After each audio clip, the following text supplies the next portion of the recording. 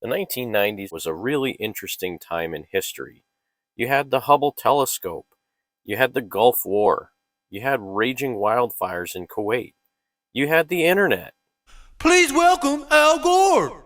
During my service in the United States Congress, I took the initiative in creating the internet. I'm here to educate you about the single biggest threat to our planet. I'm talking, of course, about Man-Bear-Pig.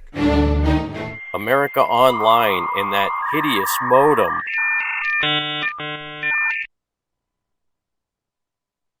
Goosebumps. O.J. Simpson and Johnny Cochran. Ladies and gentlemen of the supposed jury, that does not make sense. Ladies and gentlemen of this supposed jury, it does not make sense. Guys, it makes no sense. It doesn't fit. If it doesn't fit, you must acquit. One of the worst presidents when it came to gun control and the assault weapon ban. And this caused things like the Hillary hole, but not that one. We're talking about this Hillary hole. But that wasn't the only thing that got egg on Smith & Wesson's face back in the 1990s. I'm gonna sue!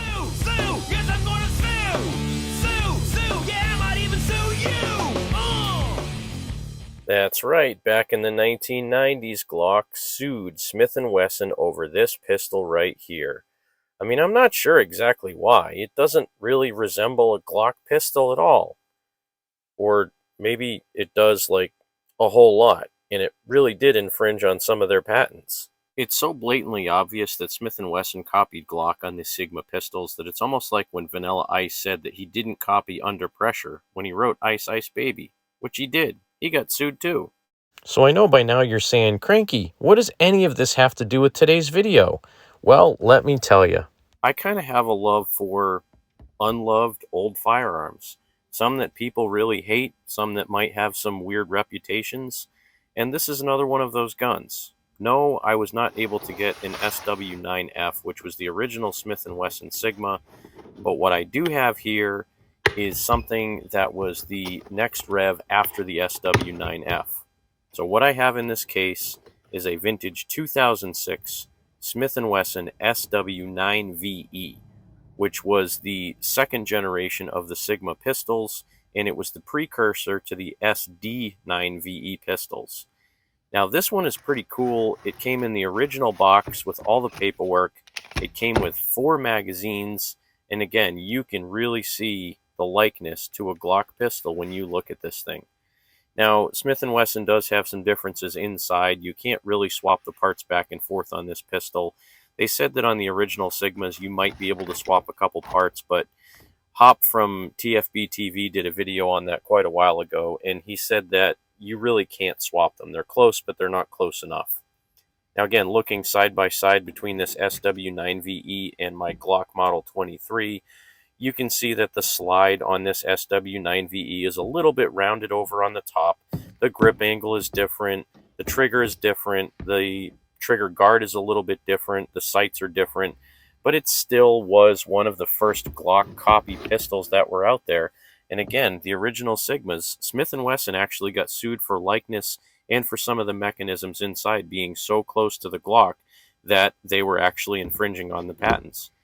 But again, side by side, these are a little bit different now. Again, you can tell that Glock pistol angle, the grip angle is very different than the Smith & Wesson Sigma pistols.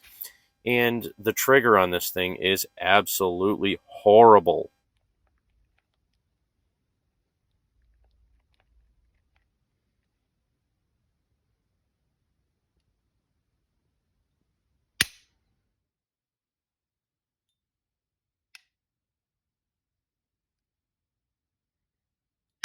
I was exaggerating there a little bit with my hand shaking as I'm pulling the trigger, but only a little bit.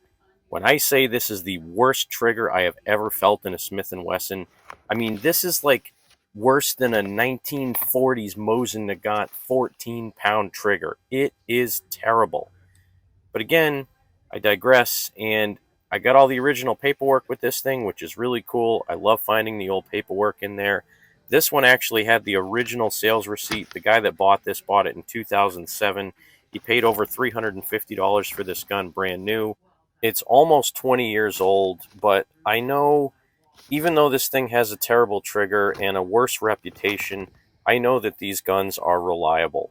So I had no problem dropping the $250 on this gun with the original box, all the original paperwork, the original shell from when it was tested at the factory, and 4 magazines.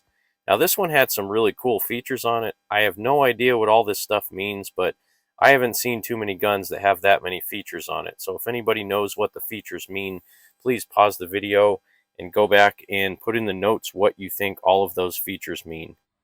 Now, most of the SW9VEs that you see have a silver slide similar to the SD9VE, and this one had a black slide, which is another reason that I wanted this particular pistol. It's a little bit uncommon. They made some improvements on the SD9VE over the SW9VE. You can see we have an actual piece of pick rail on the front of the SD9VE. You have those memory pads, a more squared off trigger guard, and some different grip texturing on the SD9VE. Now, both of these pistols, basically the same size, basically the same length barrel. They have similar triggers on them as far as the design of the trigger goes. But again, even when I got my SD9VE with a 10.5 pound trigger, does not hold a candle to whatever trigger pull strength is in this Sigma. Now, a lot of times people were saying that back in the 90s and the early 2000s, police were actually carrying these Sigmas, and that's part of the reason why they had such a long, heavy trigger pull, because there is no manual safety on these. And another benefit of having the SW9VE and the SD9VE, the magazines are 100% interchangeable between the two of them. So again, this is just another one of those things where right place at the right time, a great deal came into the shop. It was a great price that I couldn't turn up, and I like the weird history that these guns have.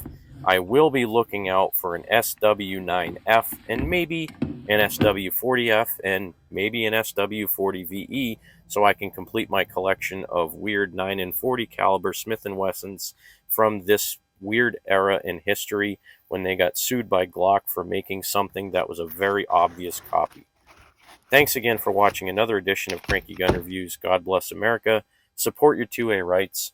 Get out there and shoot. Make sure when someone tells you to give up some of your freedom for the greater good, you remind them that freedom is the greater good.